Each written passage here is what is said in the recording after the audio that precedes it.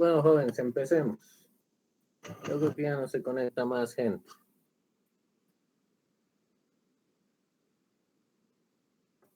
Bueno, vamos a ir avanzando un poco. La intención de la clase hoy día es ver las, digamos, ideas, resolver fenómenos locales, en particular el resalto hidráulico, ¿no? Porque es una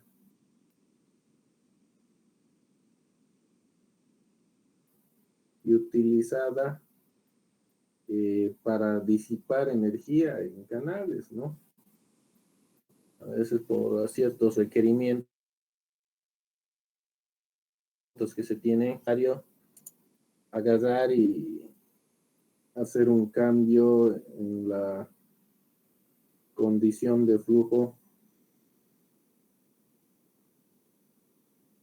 Bueno, entonces vamos a partir por recordar un poco a la energía específica, que ya lo hemos visto de alguna forma, lo que ahora vamos a, pues,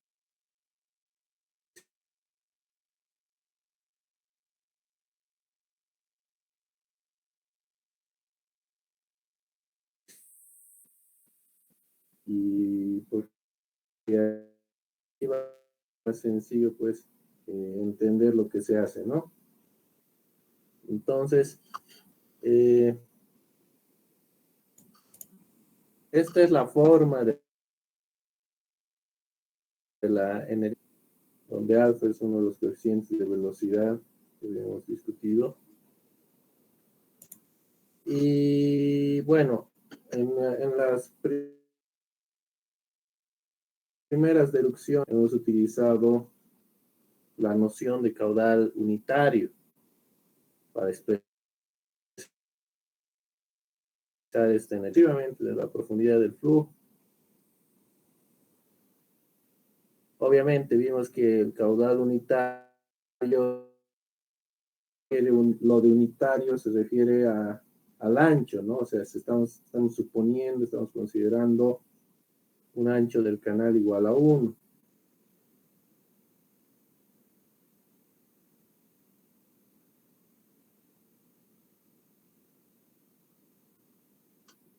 Entonces, Y más esta expresión, la profundidad más esta expresión.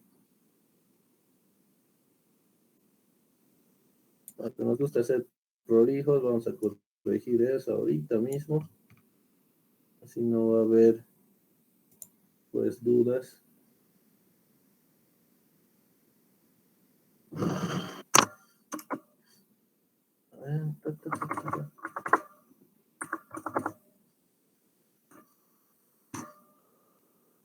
Ahora sí.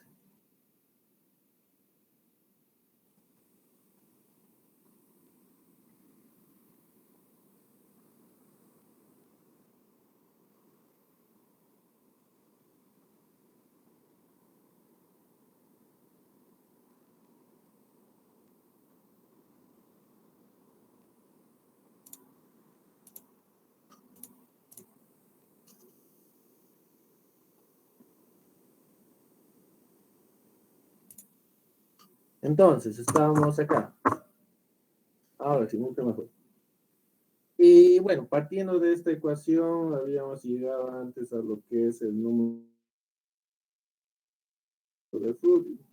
Si agarramos y graficamos, o sea, creamos una,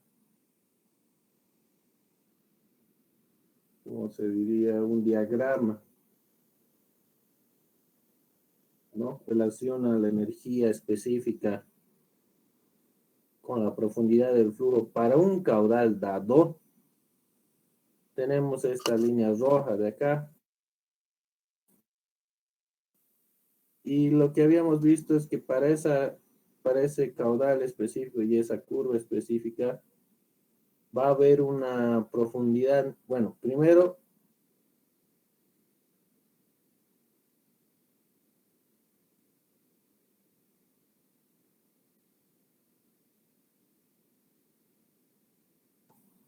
denominado como profundidad crítica, que a su vez corresponde a un estado de energía mínima, porque estamos viendo el dibujo, ¿no? El punto C es el punto en el que este eje de menor, cualquier energía distinta a esta siempre va a tener pues una energía mayor. O sea, obviamente esa es precisamente la definición de energía mínima, ¿no? Entonces, algo que es, yo no hemos mencionado, pero obviamente es que para cualquier otra energía distinta de la mínima, siempre vamos a tener dos profundidades del flujo.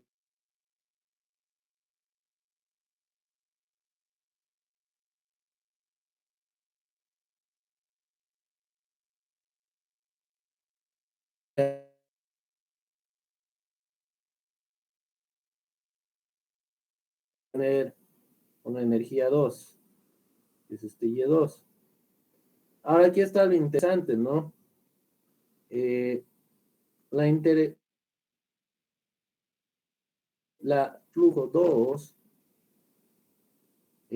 comparada con esta que habíamos dicho que es la profundidad crítica, es claramente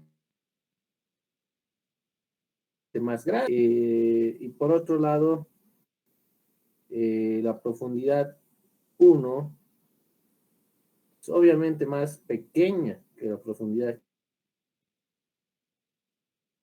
Y eso nos da una idea, ¿no? Porque habíamos visto qué pasa cuando cuando la profundidad de nuestro flujo es pues mayor o menos crítica, ¿no? ¿Alguien me puede recordar qué pasa cuando la profundidad de mi canal es menor que la profundidad crítica? ¿Qué estado de flujo? Creo que si es menor, es supercrítica. Gracias, Noé, eso es correcto. Entonces, si es mayor, vamos a tener un flujo subcrítico, ¿no es cierto? Que eso está de alguna forma marcado. Todas estas profundidades, o sea, aquí está el punto que corresponde a... De ese punto hacia abajo, todas estas profundidades, todos estos rangos, si quieren, el flujo va a ser supercrítico. De igual forma, todas aquellas profundidades que están por encima van a responder al caso en que el flujo es subcrítico. Eso pues es importante, como vamos a ver más adelante. Entonces, básicamente eso es lo que nos está diciendo acá, ¿no? Que energía versus profundidad crítica, menos versus profundidad del flujo. Para cualquier nivel de energía que sea distinto del mínimo, distinto de la situación, van a existir dos profundidades. Ahora, esas profundidades son conocidas como profundidades alternas, donde se denomina baja Y1 y Y2. Ahora, estamos viendo en el gráfico la profundidad baja corresponde a un estado de flujo supercrítico. La profundidad alta, ¿no? Corresponde a un flujo subcrítico.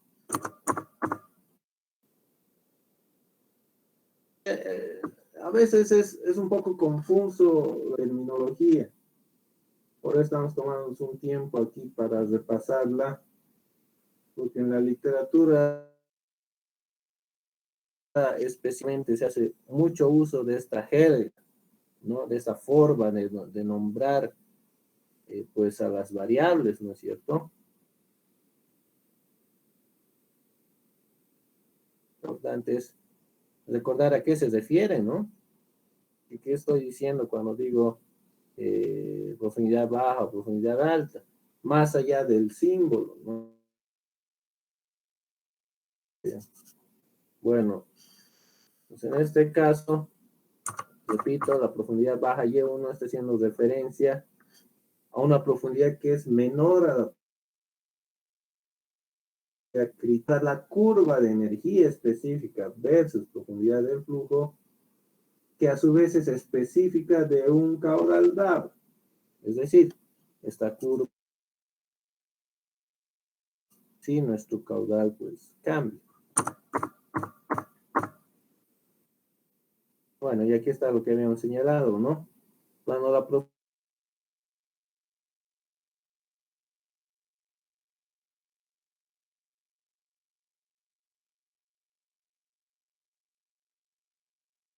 todo esto siempre es referido, al menos en la discusión de la relación de energía específica con profundidad de flujo, a un caudal definido, determinado, que para el propósito del análisis que estamos realizando es constante. Entonces, cuando se tiene esa situación, se tiene un flujo subcrítico.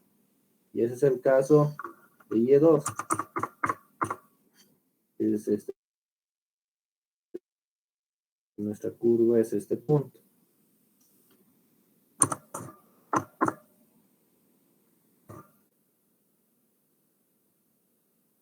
Para el caso de la profundidad baja, la velocidad del flujo va a ser mayor, la velocidad crítica para un caudal determinado, y se tiene como el caso de Y1, ¿no? Y1 es esta de aquí abajo.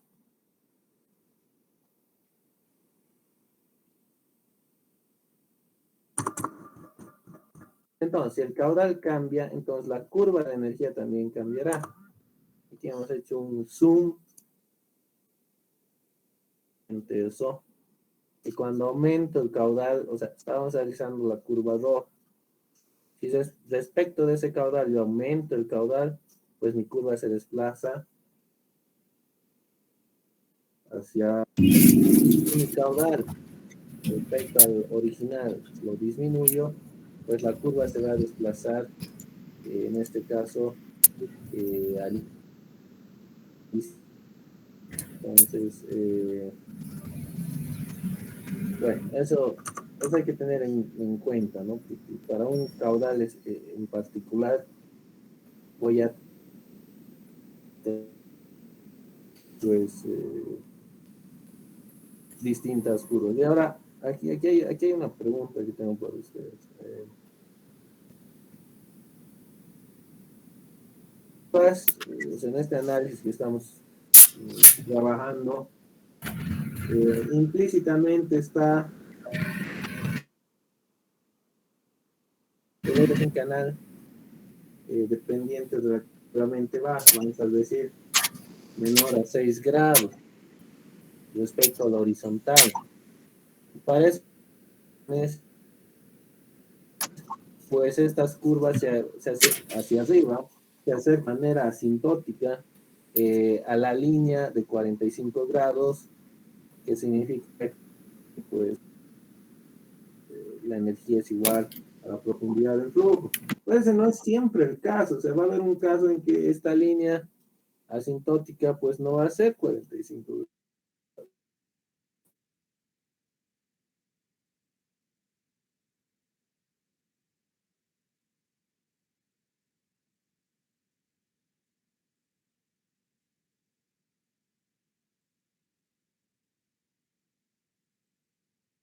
O sea, en otras palabras, ¿cuándo esta línea no va a ser 45 grados? ¿En qué situación?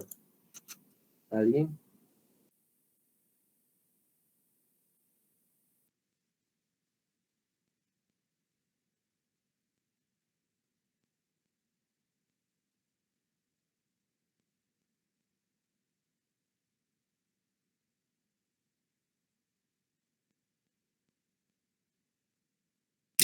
Para cuando queramos sacar energías mínimas, Inge.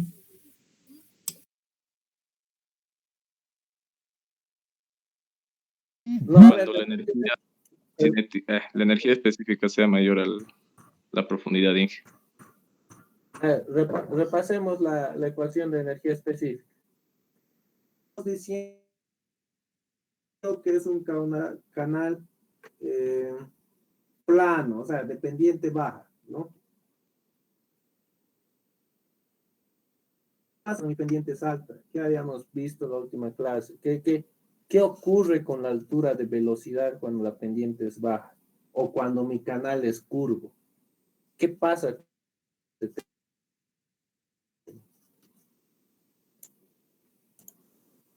A ver, agarren ahorita el texto y busquen qué pasa cuando mi canal es...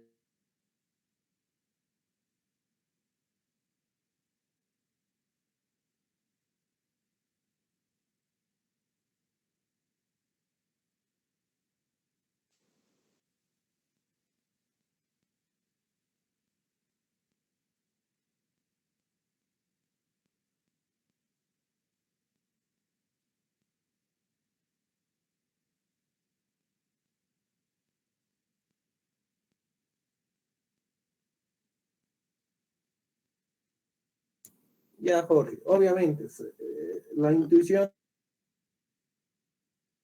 indica que cuando el canal sea de pendiente alta, no, o sea, no cumple nuestras suposiciones que hemos estado hasta ahora, ¿cierto? Pero concretamente, ¿qué es lo que pasa? ¿Qué es lo que ocasiona? ¿Por qué cuando mi pendiente alta no se cumpliría ese gráfico, esos 45 grados?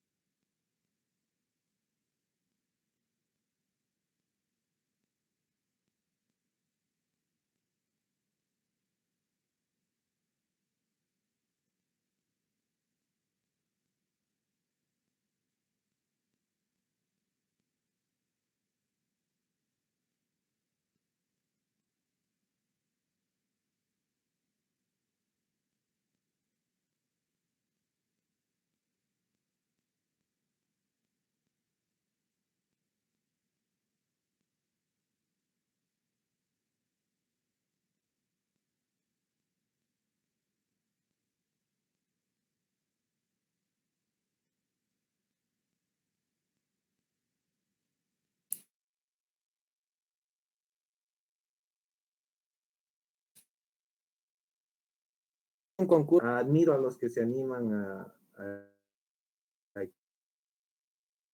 ahora es cuando tienen que equivocarse. Cuando el flujo ya no sería paralelo. Ya, pero a ver,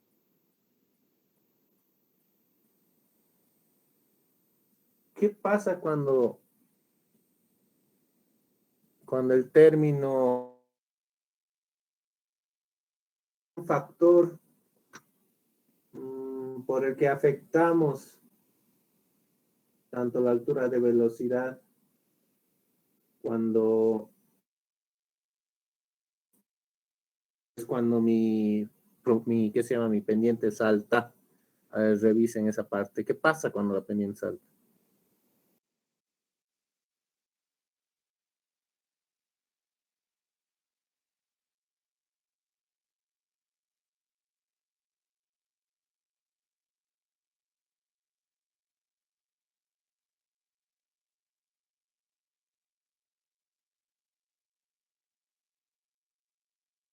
Algo pasa con la velocidad cuando la pendiente es alta. Esa es la pregunta.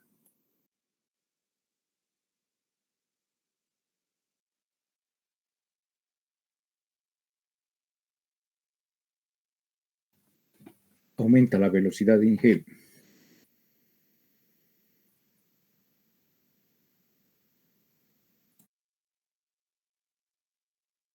A ver, el coeficiente de Coriolis, el coeficiente de Boussinesq y el coeficiente de...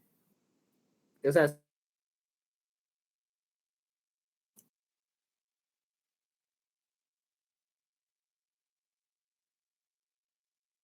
Siempre son valores mayor a 1.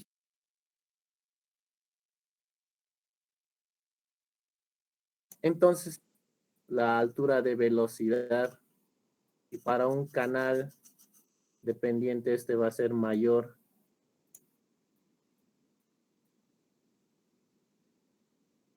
Gráfico este. ¿Será que va a ser 45 grados esto?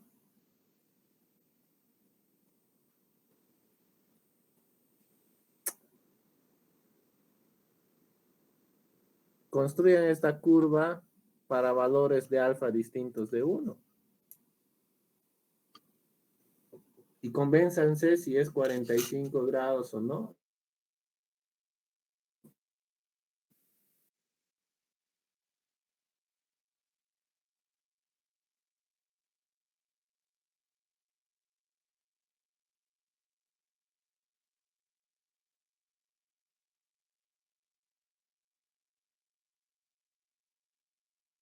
¿De dónde saca esa idea, chicos? ¿Alguien me puede?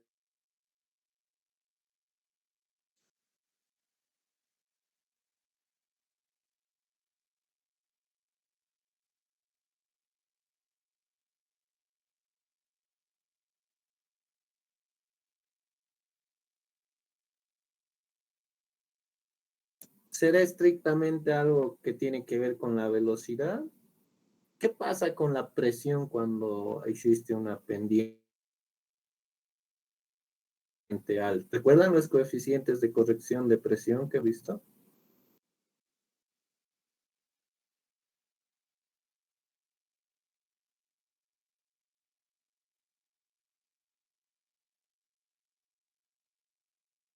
¿Qué pasa con la presión cuando mi pendiente es alta y cuando mi canal es curvo?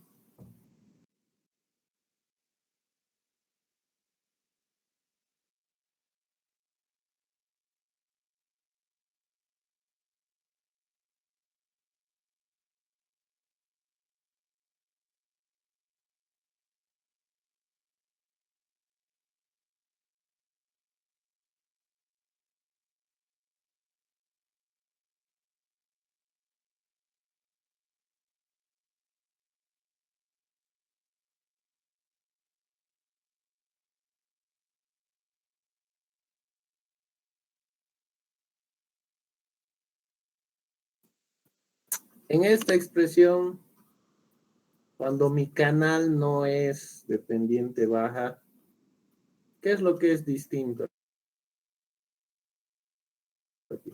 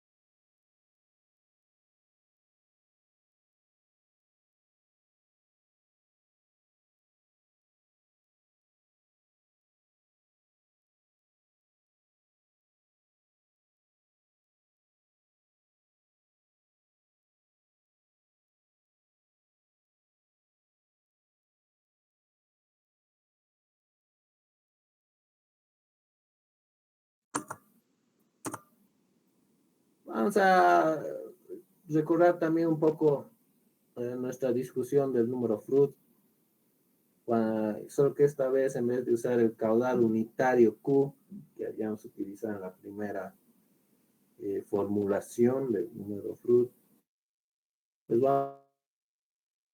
vamos a usar esta expresión